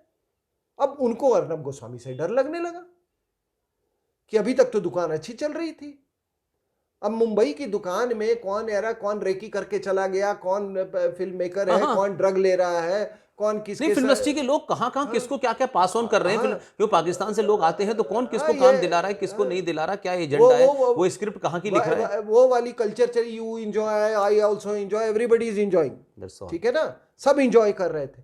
अब अर्नब गोस्वामी ने वो एंजॉयमेंट में खलल डाल दी। इसने कहा कि यार, तुम ये एंजॉयमेंट के चक्कर में, अपने एंजॉयमेंट के, तुम साधु को नहीं मार सकते ऐसे। वो बात इनको खल गई। तुम किसी लड़के को, एक बिहार के लड़के को ऐसे ही नहीं तुम उसका ये करवा हाँ, सकते, कोई मान लड़की। अच्छा, हाँ। ये बॉलीवुड में क्या चल रहा था, आप कभी ये गिनती कर लेना, 12वीं मंजिल से फेंक दिया किसी को, हाँ, दिव्या भारती कैसे मर गई, जिया खान कैसे मर गई, श्रीदेवी को जाकर के आपने दुबई में वो कैसे मर गई, इस पे चिंता नहीं हो रही। 2 फीट पानी में, हाँ, 2 फीट पानी में, 2 फीट पानी में। मुझे कहते लोग सोच, चुल्लू भर पानी में डूब के मर जाओ तो उसमें ही मर गई। एंड वो they were getting away with everything. हाँ, उस पे चर्चा ही नहीं होगी। अब इन लोग को ये है, तो अब ये अपने आप को कलाकार क्या है, ये किस चीज का पैसा कह रहे हैं, मेरा मुंह मत खुलवाइए। तो ये चीजें अर्नब गोस्वामी ने, तो जो 26 से 11 की ताकतें थी और जो मुंबई में जो ताकतें, वो सारे वही थे। और इसीलिए आप ये अर्बन नक्सल्स जो है सबसे ज्यादा यहाँ पे ये मुंबई और पूना, खास करके पूना, खास करके आप पूना के आसपास देखोगे। तो ये है, मतलब इसका यही स्वरूप है। और जो मुंबई में हुआ और जो बिहार में हुआ, उसको मैंने आपको ये नक्शे के पटल पे समझाने की कोशिश की। और एक और बात आपने जो कहा, जो एडिटोरियल लिखे गए हैं जब सुप्रीम कोर्ट का, क्या बाइनरी बना रहे हैं ये लोग सर। ये वो पत्रकार हैं जो कि तय करते थे कि मंत्री कौन बनेगा। ये वो पत्रकार हैं जिन्होंने पता नहीं कौन सी पत्रकारिता की कि इन्होंने, ये आते थे एक हरियाणा के एक छोटे से गांव, एक कस्बे से, और यहाँ दिल्ली में फार्म हाउस, आप भी पत्रकार थे ना? अरे सर, आज तक हम भी किराए के मकान में रह रहे हैं। वही कह रहे ना, आपके पास फार्म हाउस क्यों नहीं? बहुत सारे लोगों की ये आपने तो बीबीसी के लिए भी काम हाँ, किया। फिर बताइए। तो ये बोल है। और क्या बाइनरी की आपने शर्जिल इमाम को क्यों नहीं छोड़ा और अर्नब गोस्वामी को क्यों छोड़ा? देखिए कहां दो चीजों का मिलाखान हो रहा है। क्रिमिनल्स। मैं कह रहा हूं ना कि सर कि ये इतना एग्रेसिव नैरेटिव एक बनाते लड़का, हैं। एक मान लीजिए, मैं आप तो प्रेस क्लब के सेक्रेटरी रह चुके हैं, आपसे मैं कार्ड ले लूं जर्नलिस्ट का, और मैं जाके वहां पर मैं गोली चलाने लगूं, इनडायरेक्टली चलवा दूं, तो मुझे गिरफ्तार करेंगे कि नहीं? क्यों नहीं करेंगे? कोई एक केरला का लड़का, वो जा रहा है यहाँ पे हाथरस यस है, PFI से उसका लिंक है, उसका ये बाइनरी बना रहे हैं। नहीं, इवन हाथरस इंसिडेंट इनका जानते ही, इनका गुरु कौन है? इनका गुरु है पाकिस्तान। वो एक जैसे पूरे पाकिस्तान की दहशतगर्दी को वो क्या एक इक्विवेलेंस खोज रहे हैं वो कि भारत में भी ऐसा नहीं, वो अपना जो कुलभूषण जाधव कि ये देखो, पूरी पाकिस्तान की दहशतगर्दी इज इक्वल टू कुलभूषण। वाह वाह वाह, अल्हम्दुलिल्लाह। ये इतने डायबॉलिकल लोग हैं। इवन व्हाट बाइनरीज यार। सर वो तो देखिए आप, वो तो मैंने कहा ना कि वो ये कहते हैं कि Islam is a religion of peace. The book who is creating havoc and violence, now they are saying it's a peace. एक आप तो अलीगढ़ मुस्लिम यूनिवर्सिटी में बचपन से लेके अपनी पूरी जवानी गुजारी है, शायद इतना वक्त तो कोई भी अलीगढ़ मुस्लिम यूनिवर्सिटी में, no one can claim, no university product also. नहीं, हमारी तो जन्मभूमि है। हाँ, तो आपने तो बचपन से देखा। एक अल्ताफ हुसैन थे, अल्ताफ हुसैन, उन्होंने एक उर्दू में एक बहुत लंबी एक नज्म लिखी, और उसका नाम था मुसद्दस हली। अच्छा, मुसद्दस हली ऐसे करके नाम था, अल्ताफ हुसैन उनका नाम था। वो जब नज्म में उन्होंने इस्लाम के उतार और चढ़ाव के बाद पूरा उन्होंने वर्णन किया था।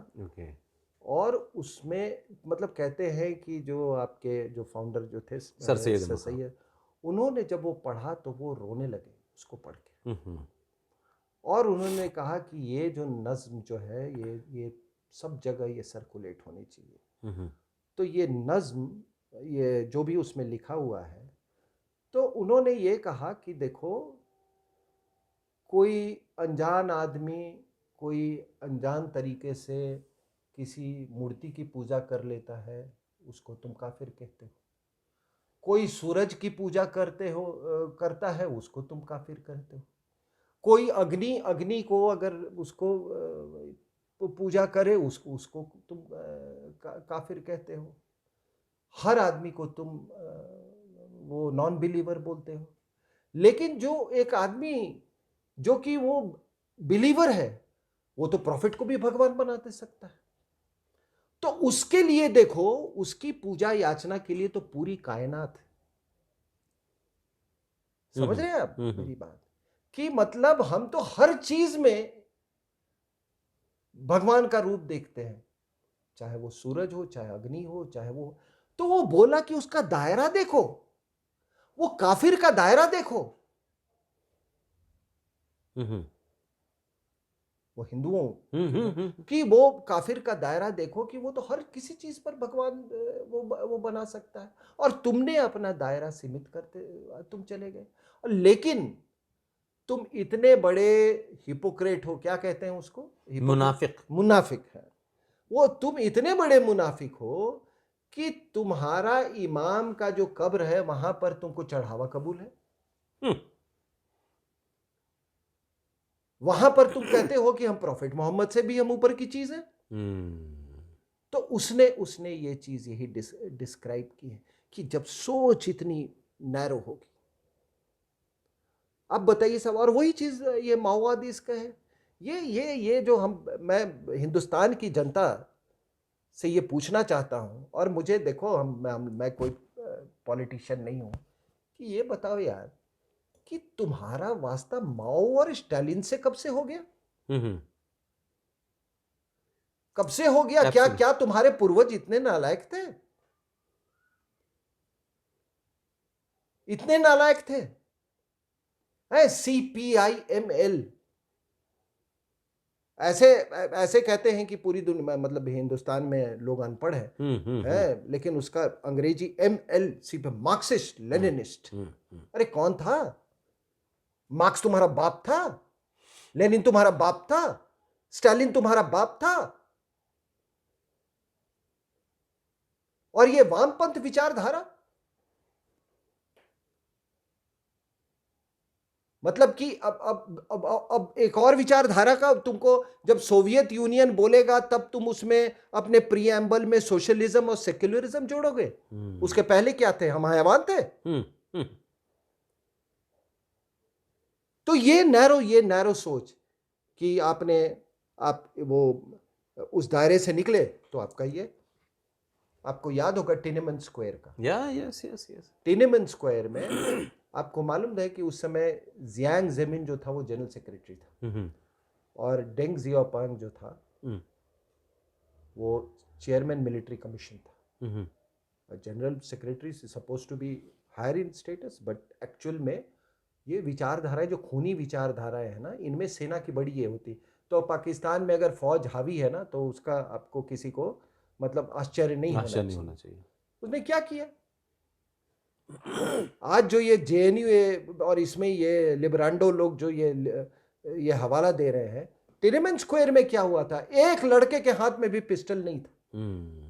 टैंक चला दिया, रौंद दिया टैंक से। उस पे नहीं किसी ने कुछ पूछा। फिर और जियांग जेमिन को, उसके बाद जियांग जेमिन कहाँ गया 10-15 साल के लिए किसी को नहीं पता है।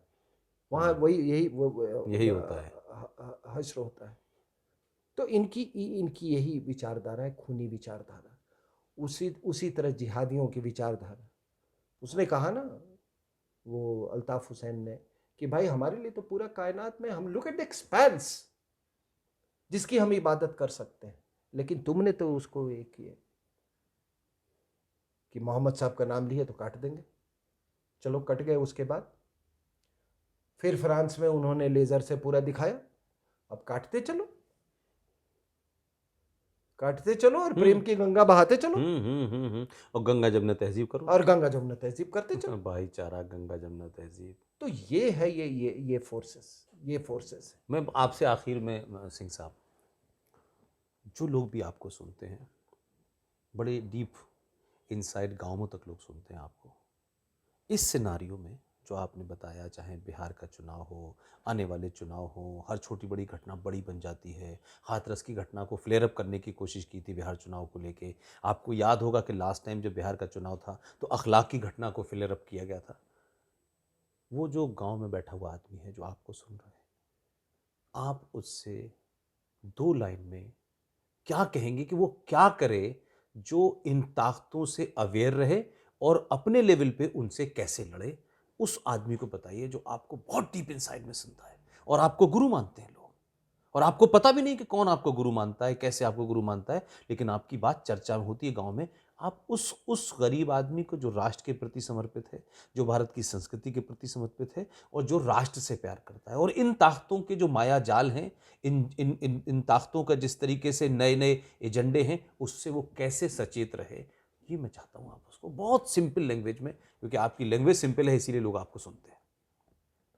नहीं, मैं यूं कहूँगा इसको कि लोग अपने सनातन संस्कृति पे भरोसा रखें।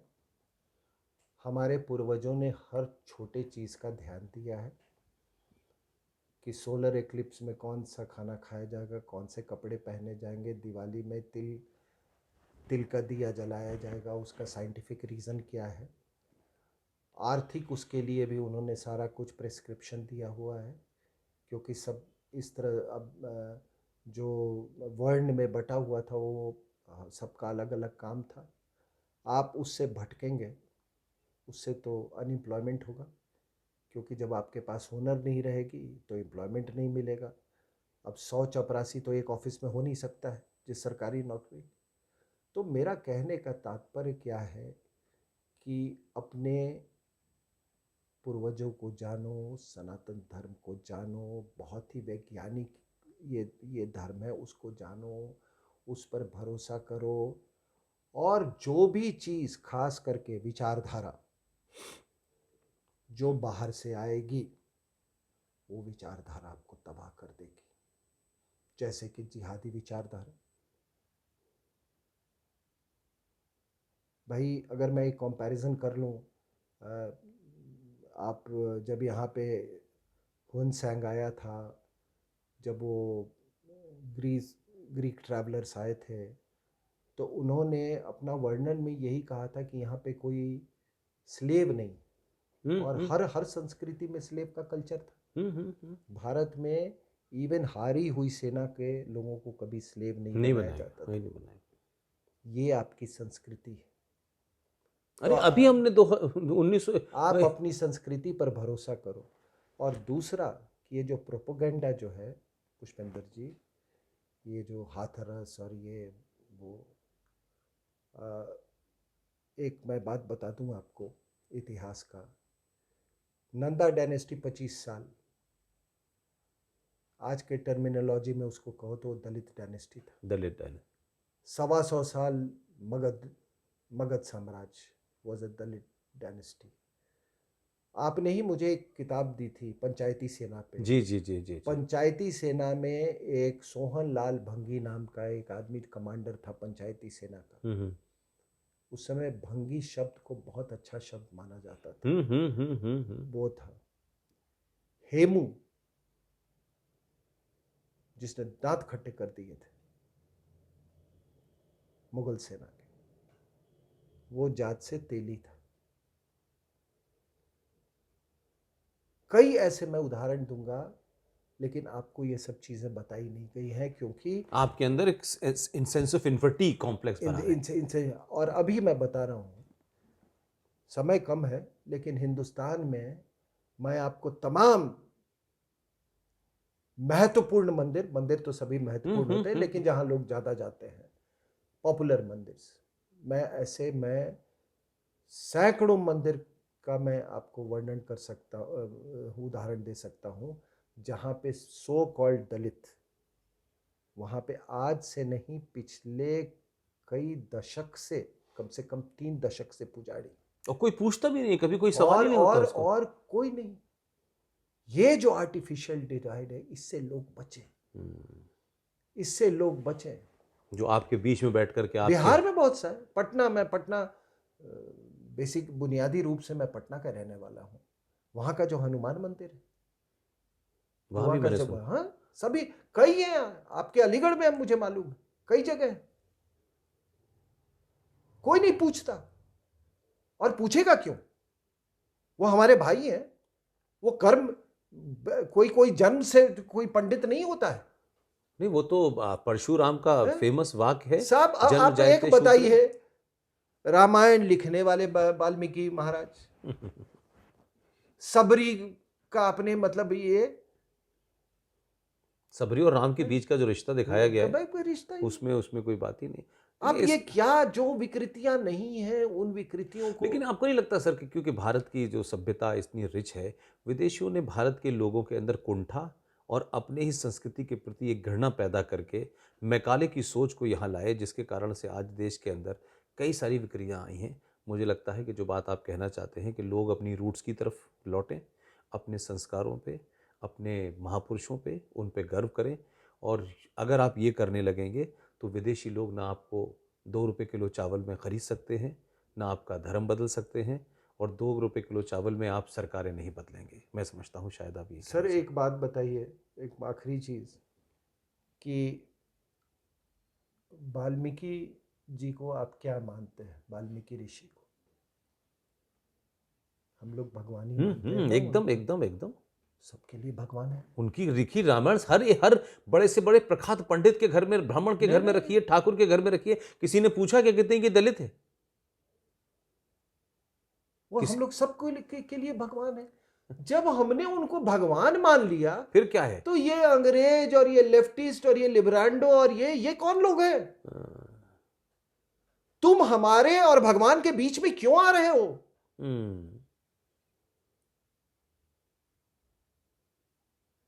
तुम भी वाल्मीकि बन जाओ ना।